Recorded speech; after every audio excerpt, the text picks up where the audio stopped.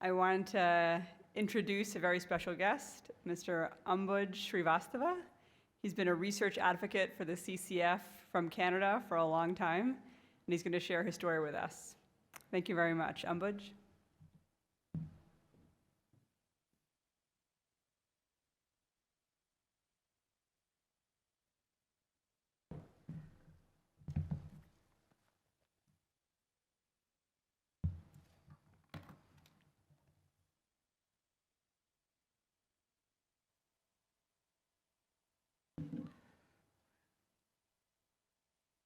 All right.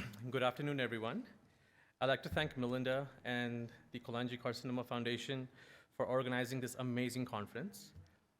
My name is Ambuj, and I live in Toronto, Canada, with my wife and my daughter. I am, like Dr. Goel mentioned, I'm a mentee and a research advocate and a patient advocate with the foundation. And I feel very humbled to have the opportunity to share my experience as one of the current caregivers for my father. By the end, I hope our story will resonate with some of you, comfort most of you, and engage all of you.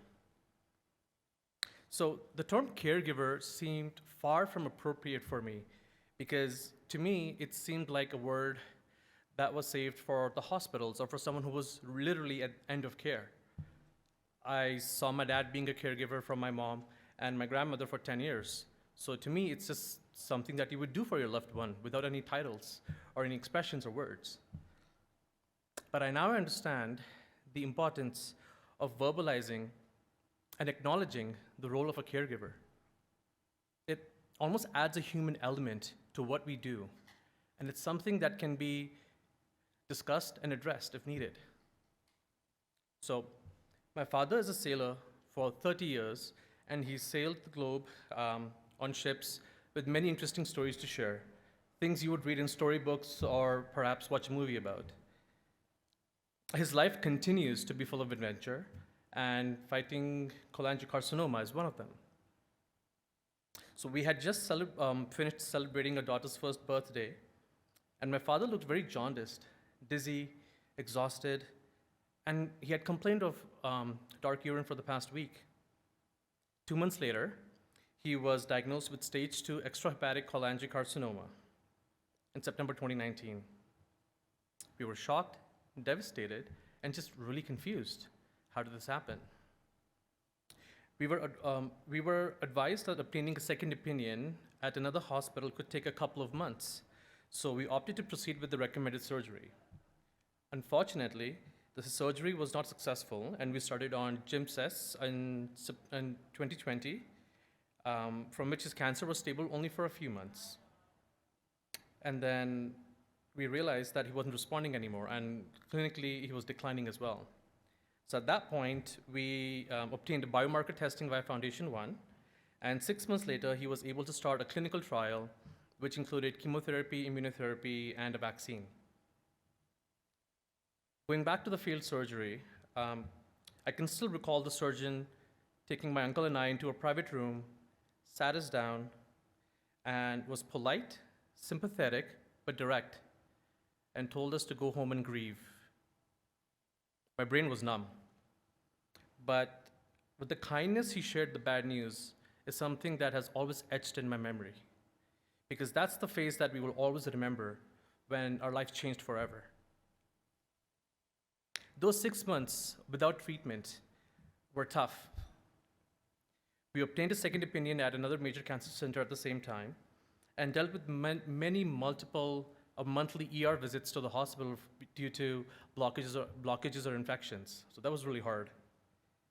As you can imagine, we went through a roller coaster of emotions, from feeling awkward and out of place, walking into a chemo clinic for the very first time, to walking into a clinic for the nth time and sharing pleasantries with all the staff and talking about families. Words like scanxiety and the fast beeping of the thermometer letting us know that there is another infection. He's got a fever, which means he has to go back to the ER, gave us rest. It was difficult and caused many restless nights. I was multitasking at work and at home, talking to multiple specialists at the same time, coordinating meetings, and just a whole lot of stuff. And the excess load of information, stress, anxiety, confusion became quite challenging. Luckily, with the help of a mentor from the Cholangiocarcinoma Foundation, I was able to address my situation and realize that the role of a caregiver is very, very dynamic. And the best way I can explain this is by categorizing this as follows.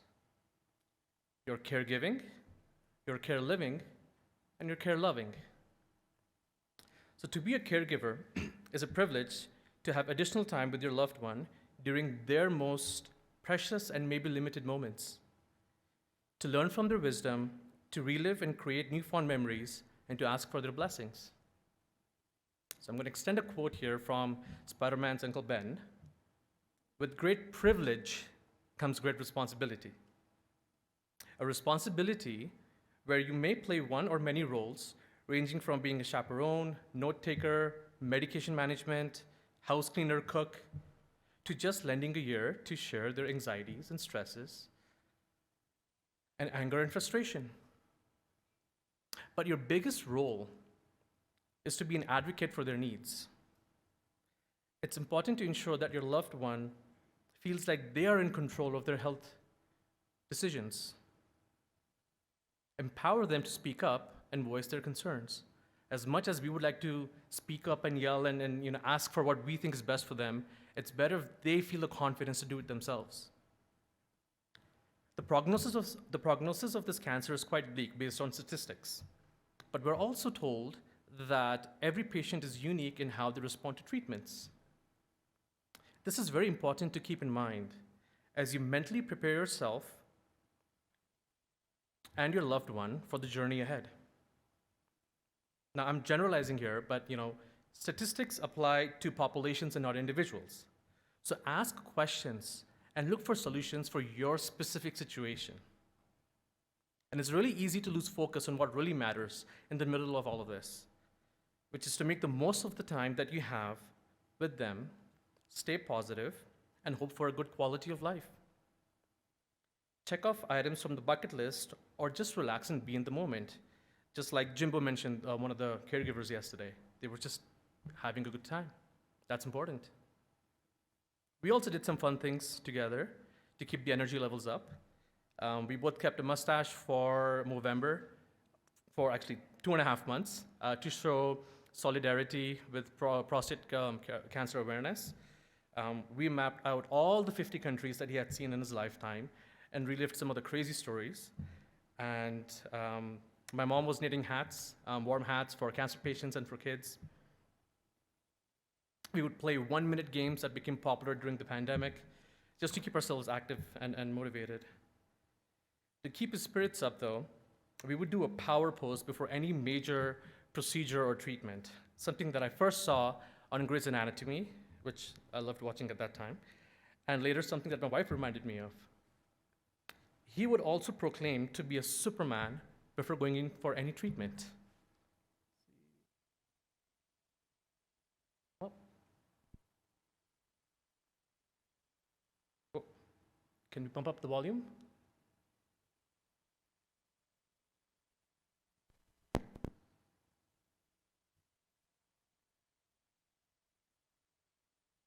He's ready. He's a Superman. That's what he's saying. It goes on for a while because he gets really carried away. But this is just before we would go in for any of his treatments. This is the thing we would do in the car right outside the parking lot. We're ready to go. We're doing well. I'm a Superman.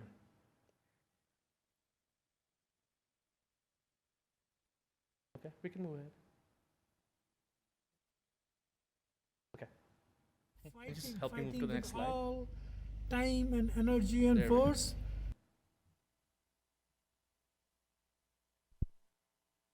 All right, I'm going to keep going. So reconnecting and creating new hobbies with your loved one is very energizing and very hopeful. And in my opinion, should be part of the caregiving process. I can tell you it helps. Care living. If you are invested in the care of your loved one, your life will change. And many times you will be in autopilot mode. Your limits will be tested by your current responsibilities at home and work and by your friends and relationships. You may have to change your lifestyle, expectations of yourself, and set boundaries for what you can and cannot do. At home, my time is unfortunately, unequally divided between my wife, my daughter, my mother and father, for which I'm a primary caregiver. And depending on the need, one gets more attention than the other. It's a priority and balancing act that became very, very challenging, but it helped me define my own limits. As a project manager in my professional life, a lot of these activities of scheduling, planning, coordinating came very naturally to me. But as you all know, we have no control over the results of the blood test or a CT scan or what the next treatment is going to be like. So you can't plan for every scenario. So what worked for me, and for me to keep my own sanity, was planning one day at a time. And I can tell you, it helps. Care loving. Self-care is usually given the least of priorities. Everyone knows that. But it is the glue that will keep you and your responsibilities stitched together. Create a support system where you can get physical and emotional help.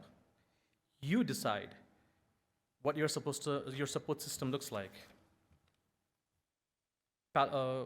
Which could include family, friends, support groups, managers, co-workers, mentor, social worker. Palliative support actually can have many benefits to the patients and the families. Contrary to what I thought, and I know Scott, one of the patients from yesterday, also alluded to this, palliative does not mean it's the end of the road. They open up doors to get help from social workers, counselors, home or community support. Every time we were given disheartening news, I would cycle through different stages of grief, and in no particular order. But having an awesome support group once a month with Melinda and having an awesome mentor through this foundation has been a great sense of respite for me. My mentor helped me through assessing and managing caregiver burnout, and the support group gave me a place where my anxieties and concerns were felt validated.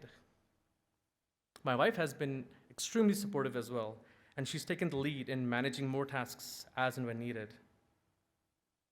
We were also lucky to have close family members in the medical field who were able to keep us focused on the present and not get overwhelmed and lost by a hypothetical future. Oncology nurses and palliative doctors were crucial to us, helping us understand the prognosis and the treatment options. For us, they still play a key role in filling the gap between the oncologists and us when we have concerns and needs outside of the scheduled appointments. I was advised that for any disease or illness, the first line of treatment for a patient is their attitude. And the second line of treatment is medicinal or surgical. Now, this is not to take away the important work that everyone, all the researchers and physicians do in this room. But even a cure may not help someone if they have already given up. Do not discount the impact of encouraging words that you can have on your patients. My father still follows all his doctor's recommendations down to the T. Anytime he's challenged to eat better, walk or exercise more, because his clinical decline may stop his treatments, he finds the strength to get up and fight another day. He looks forward to meeting the doctors in his next visit to say, "I'm ready, I'm feeling better." He would take to heart any encouragement he would get from his physicians, sometimes more from them than from us. It's like, what? He never says it, but I have a feeling that he thinks that if he has survived a pirate invasion on his ships, sailed through the Bermuda Triangle, safely navigated out of 3 cyclones where he was stuck for 3 days in the middle of the Pacific Ocean, if he can beat all of those odds, he can beat this disease.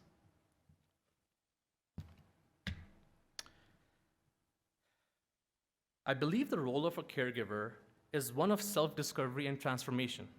It can be. It can give you direction and perhaps realign you to a purpose that is much bigger than yourself. A purpose as simple as reconnecting, reliving some of the old memories, or just living in the moment. to something as big as being an advocate or a mentor, or attending a conference to share your experiences and ideas with healthcare professionals so they can see the immense value of their work and the positive impact it has on us as families and patients. It may change how you live life moving forward. But this is not a journey that you can do by yourself. It takes a village to get through this, so make sure yours is filled with the people that can help you. We, the caregivers, are the sidekick to the real heroes of this journey, the patient. We are the Robin to our Batman. The patients are the reason why we are all in this room and virtually online fighting this battle. As my father would attest, superheroes are cool. But I think sidekicks are pretty badass too. Thank you.